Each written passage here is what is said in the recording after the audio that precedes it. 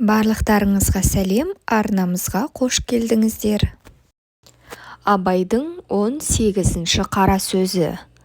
Адам баласына жыртықсыз, кірсіз, сыпайы киініп, һәм ол киімін былғап, былжыратып кимей, таза кимек дұрыс іс.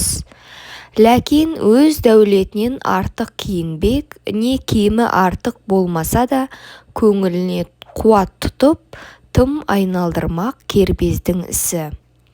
Кербездің екі түрлі қылығы болады.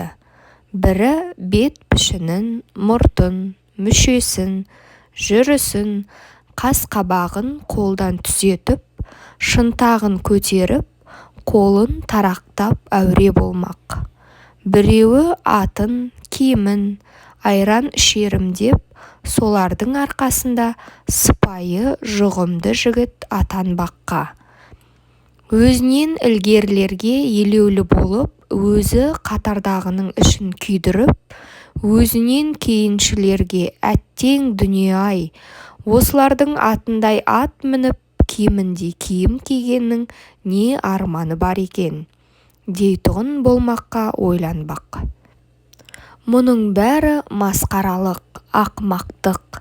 Мұны адам бір ойламасын. Егерде бір ойласа, қайта адам болмағаны қиын іс. Кербез дегенді осындай кер.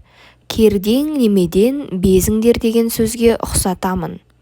Тегінде адам баласы адам баласынан ақыл, ғылым, ар, мінез деген нәрселермен озбақ. Онан басқа нәрсеменен де оздым ғой демектің бәрі де ақымақтық.